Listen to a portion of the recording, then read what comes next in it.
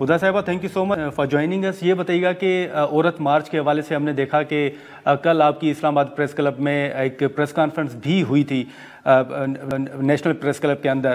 اب این او سی کے حوالے سے بتائیے گا کہ کیا آپ کو این او سی موصول ہو چکا ہے؟ جی بہت شکریہ.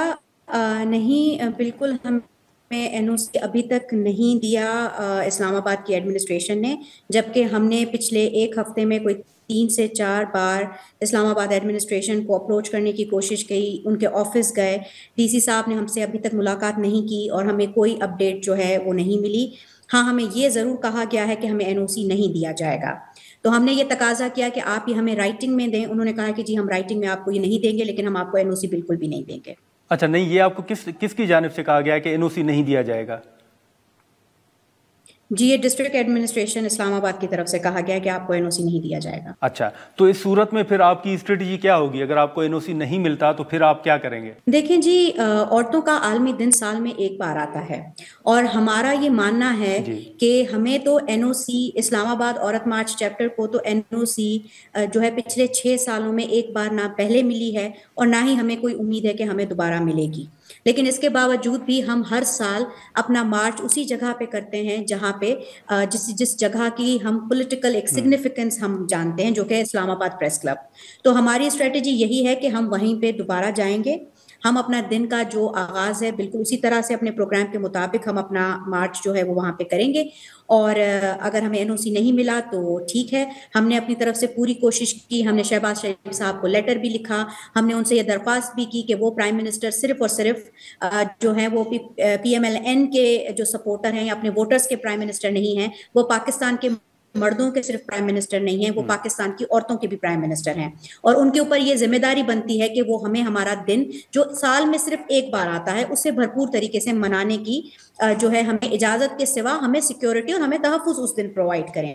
لیکن ہمیں شہباز شریف حکومت نے، ہمیں پی ایم ایل این نے بھی بہت جو ہے وہ ہمیں ان سے ہمیں افسوس کا اظہار کرنا پڑ رہا ہے کہ بجائے اس کے کہ انہوں نے اپنی جو ہے وہ ان کی پنجاب کے اندر جو ہے چیف منسٹر اس وقت ہیں وہ ایک خاتون ہے، ٹھیک ہے، اور یہ اپنے طور پہ جینڈر کو اتنا زیادہ یہ آگے جو ہے وہ دکھاتے ہیں کہ یہ خواتین کی کتنی عزت کرتے ہیں.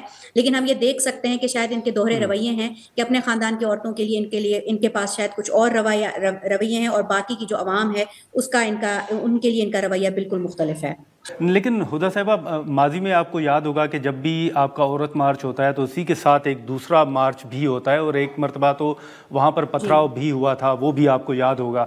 لیکن اب آپ کو پھر خدشات کیا ہیں کہ این او سی نہ ہونے کی صورت میں اگر آپ کا مارچ ہوتا ہے تو خدشات کیا ہیں آپ کو؟ جی دیکھیں، اب تو خدشہ ہمارا جو ہے وہ کچھ اس طرح کا ہے کہ ہمیں لگتا ہے کہ یہ جو پاپو جو ہے پبلک آرڈیننس جو ایکٹ ہے وہ اس میں جو ترامیم کی گئی ہیں تو اس کے بعد تو آپ سمجھیں کہ کسی بھی پیسفل پروٹیسٹر کا جو حق ہے پروٹیسٹ کرنے کا، اسمبلی کرنے کا، یا جو رائٹ ٹو انجمن ہے، تنظیم بنانے کا، اب تو وہ ڈائریکٹ ایک کرمنل اوفینس ہو گیا ہے. اور ہمیں لگتا ہے کہ یہ جو لا پاس کیا گیا ہے یہ ہم عورتوں کے علاوہ ایز اے پاکستانی کے شہریوں کے حساب سے بھی یہ ہمارے حق پہ، ہمارے بنیادی آئینی جو فنڈامنٹل رائٹس ہیں، یہ ان کے اوپر ڈاکہ مارا گیا ہے. تو ہمیں اس سال تو اور زیادہ خطرات ہیں.